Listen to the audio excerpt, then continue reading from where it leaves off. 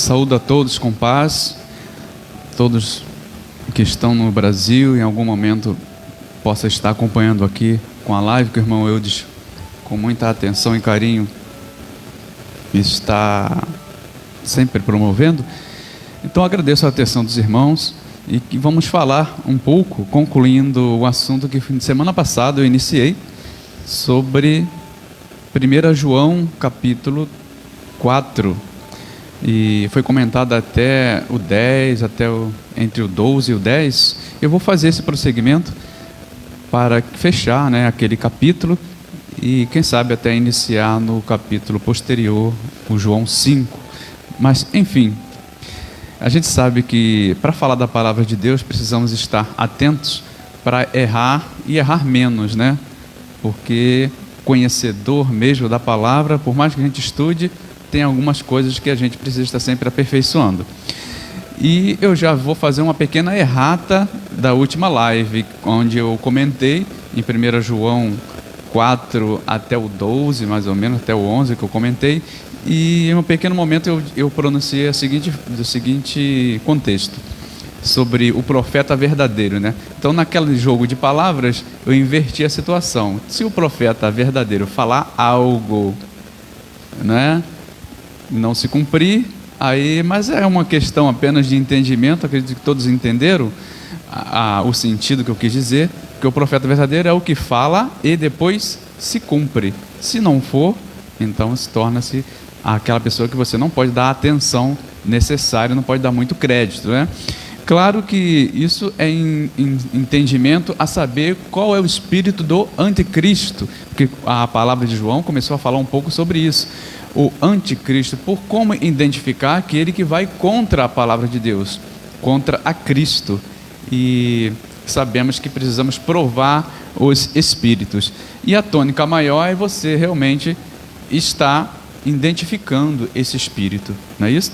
E agora, mais alguns ingredientes, sobre essa identificação. Vamos falar um pouco mais ainda, mas sempre no entendimento que João queria passar aqui, é para provar os espíritos, e ele deixou bem claro que o anticristo, desde muito tempo, ele já se levantava contra, desde a época dele.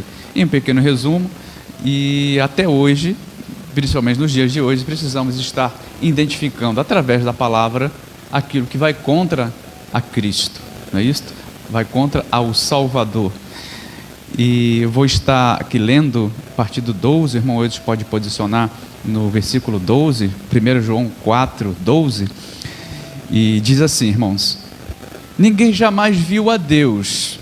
Se nós amamos uns aos outros, Deus está em nós, e em nós é perfeita a sua caridade. Eu insisti um pouco antes, para a gente estar identificando o amor, a relação entre as pessoas. E caridade é a mais perfeita, porque tem todos os ingredientes de Paulo. No vídeo passado eu comentei sobre isso: atenção, paciência, perseverança, longanimidade. Aí sim é o que entendemos da perfeita relação entre as pessoas. Mas percebam que, se ninguém viu a Deus, não é isso? Como vamos identificar algo perfeito, que Deus está em nós? Então, claro, muito a gente entende que é praticando alguma coisa que comprova que aquilo que nós falamos, estamos pensando, que realmente aquilo está acontecendo em nós. Então é algo nesse sentido, Porque essa dificuldade Moisés teve também. Ele teve lá no monte, aonde ele queria ter uma prova que Deus estava com ele, e pediu para que fosse visto. Ele pediu para que Deus se apresentasse a ele. E Deus foi obrigado a dizer para Moisés: Moisés, não posso fazer isso, porque o dia que você me ver, você morrerá. Mas ainda deu uma colher de chá, vamos dizer assim, para Moisés, e orientou ele a ficar em uma penha, ou seja, em uma pedra, e ele passaria com a glória dele. Ou seja, é uma pretensão muito grande vocês querer Deus na sua frente, Veja que Moisés, com toda aquela sabedoria que ele tinha, aquela dedicação, aquele respeito a Deus, Deus não permitiu se apresentar diretamente a ele. Então é algo muito maior. Então não podemos ter essa pretensão de querer estar vendo a Deus na nossa frente, não é isso? Ninguém jamais viu a Deus. Se nós amamos uns aos outros, Deus permanece em nós e o seu amor está aperfeiçoado em nós. Veja o 13 agora, irmão Eudes. Sabemos que permanecemos nele e ele em nós, porque ele nos deu do seu Espírito. Aí é que está aquela insinuação sobre como saber, né, que você está com essa permanência de Deus em você. O que seria dar do Espírito dele? Que Espírito é esse que Deus nos deu? Então aí é que está uma relação de você identificar a presença de Deus na congregação, na sua família, em você, né? Porque precisamos ter não essa materialidade, mas essa comprovação que Deus está habitando cada vez mais em nós, não é isso?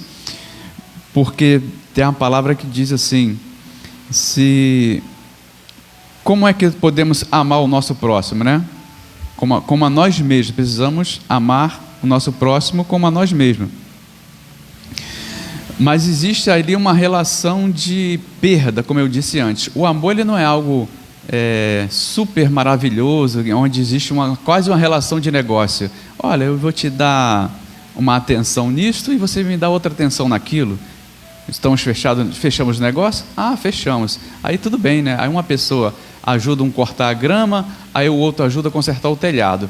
E aquilo foi um negócio que foi feito.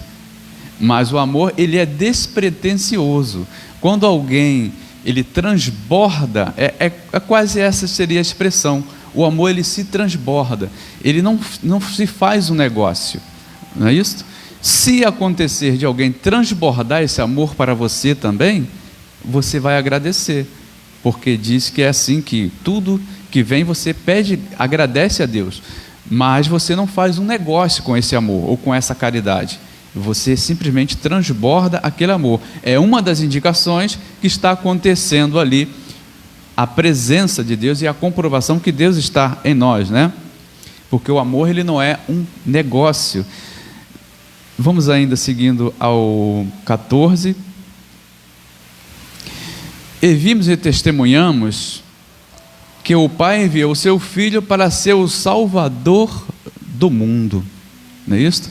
Antes nós comentamos que não foi Deus que nos ensinou, não foi nós que ensinamos a Deus nada. Deus é que teve e que tem esse trabalho de nos ensinar e nos orientar em tudo. Então Ele nos ensinou primeiramente esse amor que eu disse, aquele amor que não é um negócio. Ele transborda, Ele nos ensina. E cabe, né? Se você achou aquilo interessante, se você achou aquilo bom, você também passa a se transformar e a ser daquela forma. Então, quando Deus fez isso, né? Enviou o seu Filho para ser o Salvador do mundo, né? E para essa missão não poderia ser qualquer pessoa, né?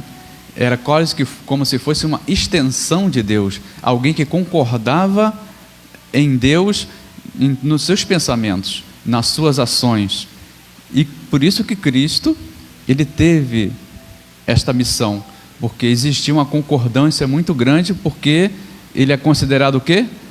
No princípio era o Verbo, e o Verbo era Deus e estava com Deus. Ou seja, é quase uma relação dúbia, né? Sobre o princípio da criação. Então, Ele veio, não diretamente Deus veio a nós, mas Ele fez uma extensão sua até nós, através de quem? Através de Cristo. E Ele veio trazer a nós o quê? Esse Espírito de vida. E assim queremos, seguindo mais à frente, ao 15, irmão Eudes, qualquer que confessar que Jesus é o Filho de Deus, Deus está nele e ele em Deus. Percebam que não é bem que você tenha Deus do seu lado pegando e dizendo: olha, eu estou vendo a Deus, olha Deus aqui comigo. É Deus que passa a fazer parte de você, Deus é que vai estar com você. Moisés, quando ele pediu a Deus para que aparecesse na sua frente, lá no Gênesis, né, naquela situação toda, ele queria essa comprovação, ele queria Deus do lado dele, mas Deus fez apenas vamos dizer assim, uma forma de acalmar a Moisés naquela ânsia, né, de poder representar Deus de alguma forma. Não, Moisés, não vou me apresentar a você.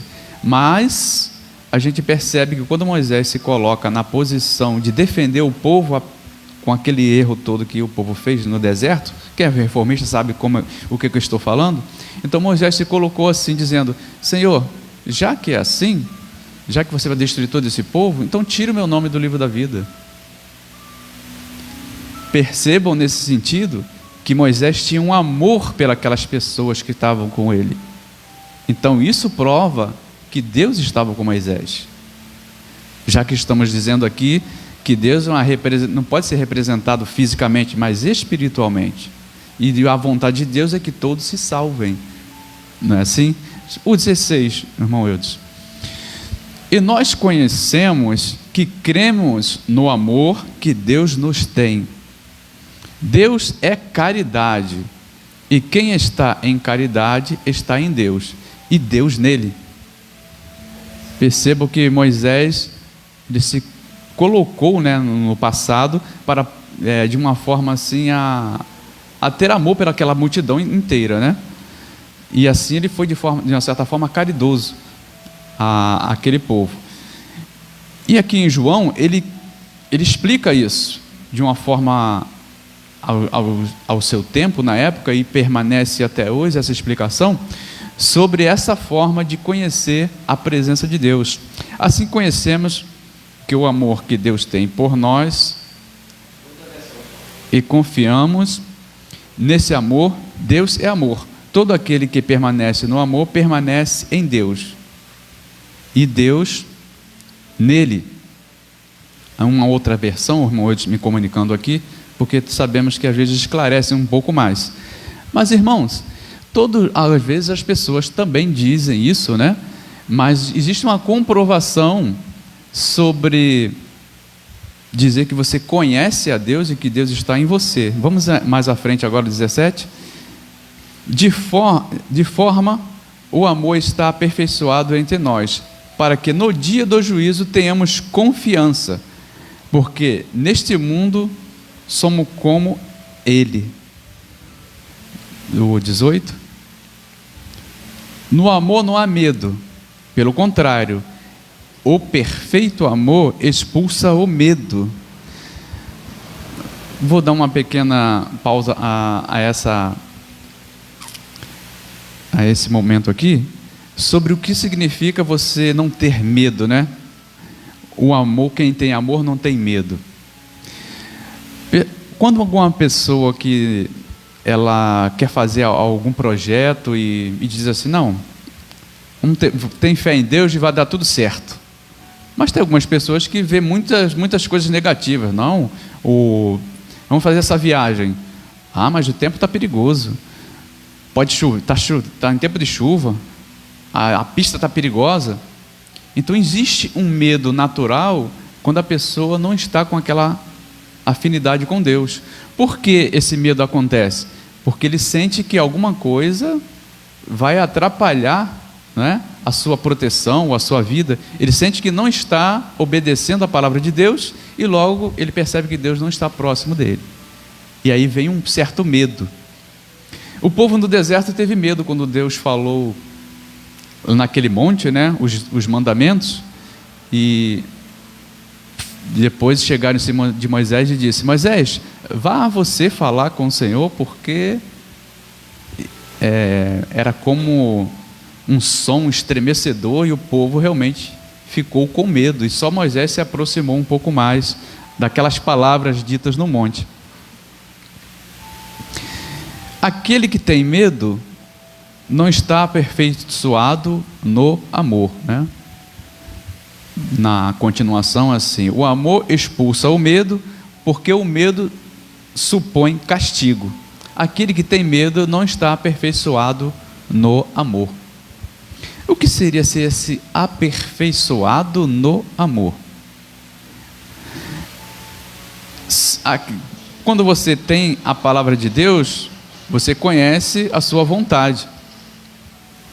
O que seria se aperfeiçoar? Não adianta você só conhecer, você precisa estar praticando aquilo, aquela vontade ou aquele dizer.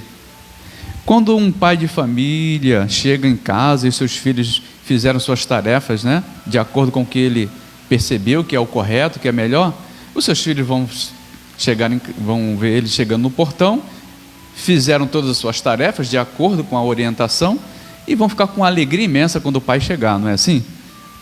Mas o contrário, né? O filho ficou muito tempo disperso em algumas brincadeiras e tudo aquilo que o pai pediu para que ficasse em dia na sua casa, ou o pai ou a mãe, né? Hoje em dia as mães têm o seu trabalho, elas saem, mas elas, quando chegam em casa, gostaria que os filhos tivessem feito aquilo que ela orientou. E eles já não vão ficar com aquela alegria, né? Eles vão ficar com um certo temor de alguma coisa que fez errado. Então aí é essa analogia. Aquele que tem medo não está aperfeiçoado no amor. Essa aperfeiçoação no amor é você praticar. Se Deus é amor, é aperfeiçoado em Deus. E para essa perfeição acontecer, tem que se cumprir aquele versículo, né? Aquele que diz que me ama e não guarda os meus mandamentos, é mentiroso, e nele não está a verdade. Então aí é que surge este medo, quando você percebe que não está fazendo algo certo, né? Então aquilo te acusa, aquilo te deixa paralisado, porque existe uma orientação para a vida e você desobedeceu, e aquilo já causa um medo, causa algo que afasta você um pouco de Deus. Em vez de você ter aquela alegria de estar na presença dele, quando ele se aproximar de você, mas você vai temer a ele. Vamos ainda ao 19. Nós amamos porque ele nos amou primeiro. Ou seja, como eu disse, o pai ele orienta primeiro, né? Diz o que o filho precisa fazer na sua casa, no seu lar, mas nunca o contrário, não é isto? Não é nós que devemos dizer a Deus como as coisas devem ser feitas. Ele primeiro nos ensina. E cabe a nós, claro, né? Se primeiro precisamos nos tornar servos porque não conhecemos nada, né? E chega em determinado momento que quando você começa a o obedecer, ele começa a nos considerar o quê? Filhos. Porque filhos é aquele que faz a vontade do Pai. Ou o contrário seria realmente alguém que seria apenas um servo, né? Alguém que tem um distanciamento. Mas a vontade de Deus é que nós tenhamos esse título, filhos. Não que venhamos a ser perfeitos, né? Mas com o título do Salvador, de Jesus Cristo, sendo filho dele, e quando nós aceitamos a ele e seguimos os seus passos, aí se estabelece uma regra de obediência. Essa regra de obediência vai nos levar a essa posição de obediência e sermos, né, observados como filhos. O 20 agora, irmão Edson. Se alguém afirma, eu amo a Deus, mas odia seu irmão, é mentiroso. Pois quem não ama a seu irmão, a quem vê, não pode amar a Deus, a quem não vê. Aí é que existe o desafio que Deus nos propõe. Não é à toa que ele disse para Moisés, Moisés, não poderei ficar na sua frente. Eu vou passar por você e você fique escondido numa penha e minha glória vai passar por você. Mas Deus ainda fez esse esforço, que foi mandar o quê?